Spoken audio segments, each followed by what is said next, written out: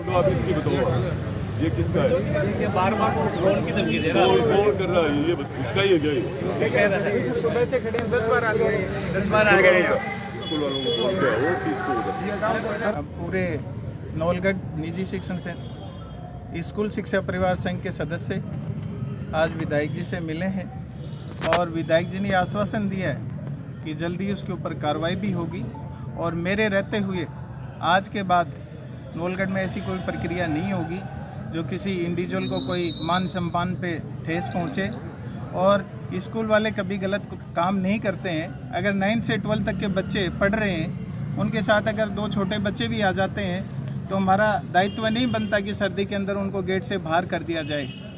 तो हमारी प्रशासन से और विधायक जी से यही मांग थी कि इनको कठोर से कठोर सजा दी जाए और आइंदा से ऐसी गलती दोबारा, जो मेरे मान सम्मान, विद्यालय की मान सम्मान समझो या हमारे स्कूल वालों की सभी की प्रतिष्ठा, अगर कोई ऐसे ख़राब करेगा तो हमें हमेशा एक दूसरे के साथ खड़े हुए मिलेंगे और आगे भी हम ऐसे ही, अगर हमारे पीछे दोबारा से कोई यूट्यूबर पीछे पड़ेगा तो आगे कलेक्टर और एसपी तक भी हम जाएंगे। निजी शिक्षण संस्थाओं का, गैर सरकारी स्कूलों का सबसे बड़ा संगठन स्कूल शिक्षा परिवार के बैनर तले आज हम लोग लगभग 7 दर्जन स्कूल संचालक, हमारे लोकप्रिय विधायक श्री विक्रम सिंह जी जाखल साहब से हमने हमारी समस्याओं को लेकर उनसे मिले हम लोग सारे।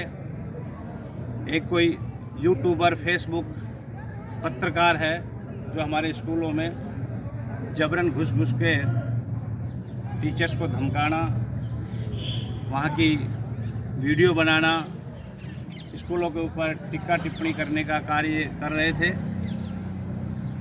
उनके खिलाफ कल पुलिस थाने में प्रेरणा स्कूल के मनोज जी यादव ने मुकदमा भी दर्ज करवाया है। इस संबंध में हमारे सारे स्कूल संचालक और टीचर्स, नवलगढ़ ब्लॉक में 130 गैर सरकारी स्कूलें हैं, 2500 शिक्षक और शिक्षिकाएँ, ड्राइवर, बाईजी हैं, हजारों विद्यार्थी हैं। उनके इस घटना से, उनके इस कृत्य से हमारा सब शिक्षकों का मन बड़ा आहत हुआ है, दुख पहुंचा है, विचलित हुए हैं कि जो शिक्षक बच्चों के चरित्र निर्माण और नव निर्माण, सर्वांगीण विकास के लिए हम लोग अपनी ऊर्जा उस कार्य में खर्च करें। हमें आदरणीय विधायक जी से मिलने का आज अवसर मिला, उनसे मिले, हमारी समस्याओं को लेकर विधायक जी ने बहुत ही अच्छे, संतोषजनक हमें जवाब दिया है। उन्हें आश्वासन दिया है, आदरणीय विधायक जी ने आश्वासन दिया है कि नवलगढ़ में रहते हुए, मेरे रहते हुए कोई भी प्राणी दुखी नहीं होगा, कोई भी व्यक्ति तनाव, चिंता में नहीं होगा, किसी के दिल पर आघात नहीं पहुंचेगा। उन्होंने उस पत्रकार महोदय को बुलाकर उन्होंने दिशा निर्देश दे दिया गया है, दोबारा से वो ऐसा कार्य नहीं करेगा। हमारा पूरा संगठन, हमारा 2500 शिक्षक, शिक्षिकाएँ, ड्राइवर, बाईजी, हजारों हमारे बच्चे, हम सब की ओर से आदरणीय विधायक जी को धन्यवाद देते हैं। इसके एक तथाकथित यूट्यूबर है, वो जगह जगह स्कूलों के वीडियो बना के फेसबुक आईडी पर डालता है और आज माननीय विधायक महोदय से मिलकर इस चीज़ के बारे में उनको भी अवगत कराया गया। उन्होंने आश्वासन दिया है कि मेरे रहते हुए किसी भी तरह की समस्या, पीड़ा वो आपको नहीं आने दी जाएगी। लेकिन हम माननीय विधायक महोदय से ज्ञापन के माध्यम से और सभी स्कूलों के संचालक की मांग कर रहे हैं कि उस कथाकथित जो पत्रकार कह रहा है अपने आप को यूट्यूबर है, उसको गिरफ्तार किया जाए और उसको यथाचित दंड उसको मिलना चाहिए। अभी राजस्थान के अंदर नई सरकार बनी और नई सरकार बनने के बाद में विधायक जी से पहली बार प्राइवेट स्कूल संघ की मुलाकात हुई।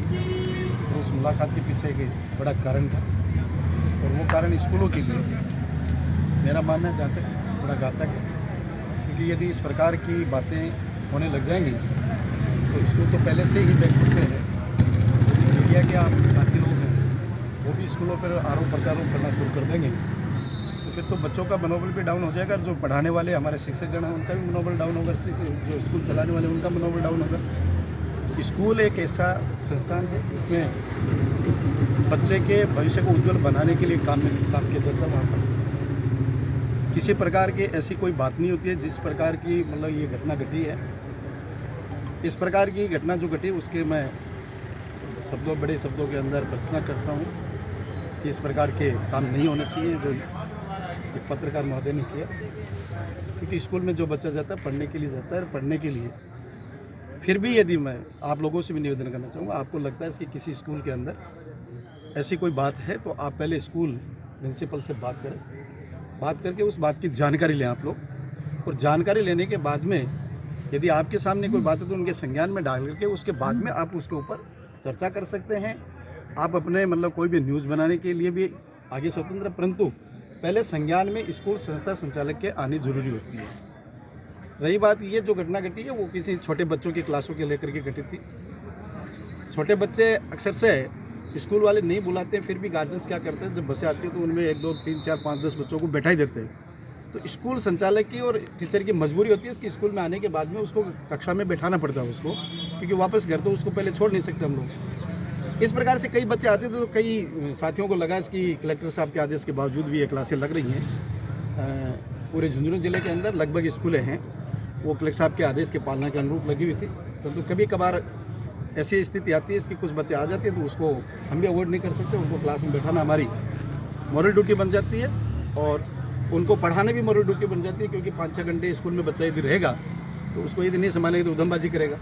तो इस प्रकार की बातों को ध्यान में रख करके यदि मीडिया बंधु हैं वो उन बातों को उछालने की कोशिश करेंगे, स्कूलों पे प्रेशर बनाने की कोशिश करेंगे, तो ये कतई बर्दाश्त करने वाली चीज़ नहीं है। मैं उसके एक बार फिर कड़े शब्दों में भर्त्सना करता हूँ, निंदा करता हूँ, और आपसे लोगों से भी निवेदन करूँगा इसकी स्कूलों को आप सहयोग दें आप लोग, और सहयोग देंगे तो निश्चित रूप से, क्योंकि हम जो काम कर रहे हैं वो समाज को आगे बढ़ाने के लिए, हमारे देश निर्माण के करने के लिए हम लोग प्रयास कर रहे हैं, तो उसमें आप लोगों का भी सहयोग होना बहुत ज़रूरत है। बहुत बहुत धन्यवाद। हमें देख नहीं आ रहे हैं कि निकटवर्ती जिला है अपने पास सीकर, तो वहाँ पर ऑर्डर ऐसे चलते हैं कि झुंझुनू जिले में तो छुट्टियाँ रहती है, सीकर में खुली रहती हैं स्कूलें, और वहाँ की बसें स्कूल बस भी यहाँ पर आती है। तो इसे आप किस तरह से चुनौती के रूप में देखते हैं? हाँ, ये हमारे लिए बड़ी चुनौती है, क्योंकि सीकर के अंदर बड़े बड़े इंस्टीट्यूट के हब बन गए हैं और वो हमारे झुंझुनू तक स्कूल बसें पहुंचा दी उन लोगों ने, और उनके ऊपर वहाँ के जो कलेक्टर साहब आदेश करते हैं उनका प्रभाव नहीं होता है, क्योंकि वो बड़ी संस्थाएं हैं, उनका क्या रूल्स है वो तो वो जाने, परंतु रूल तो सभी के लिए क्यों होते हैं। अब वो स्कूल यदि यहाँ से बच्चे लेके जाते हैं तो यहाँ के गार्जियन जो यहाँ स्कूल चल रही हैं उनमें यदि स्कूल वाले बच्चों को नहीं बुलाएंगे तो वो कहेंगे इसकी आप फीस किस बात के ले रहे हो, हमारे बच्चों को तो आप स्कूल में नहीं बुला रहे। तो स्कूल वालों के लिए एक धर्म संकट बन जाता है। जो अभी भाई साहब ने क्वेश्चन किया है सिक्कर हमारे लिए बहुत बड़ा एक चैलेंज है, और मैं सभी मेरे स्कूल बंधुओं से भी निवेदन करना चाहूँगा इसकी हमें और ज़्यादा मेहनत करनी है और कठोर कदम उठाने हैं, ताकि हमारे नौलगढ़ के आसपास के क्षेत्रों के जो भी स्टूडेंट्स हैं वो यहाँ नौलगढ़ में ही रुके, सिक्कर की ओर वो प्रस्थान करने की कोशिश नहीं करें, क्योंकि हम यहाँ पर स्थिति मजबूत करेंगे, शिक्षा का स्तर बढ़ाएंगे और हमारे और भी जो सुविधाएं उनको बढ़ाएंगे, तो निश्चित रूप से आने वाले समय में नौलगढ़ की स्कूलें हैं वो भी चौमुखी विकास करेंगी।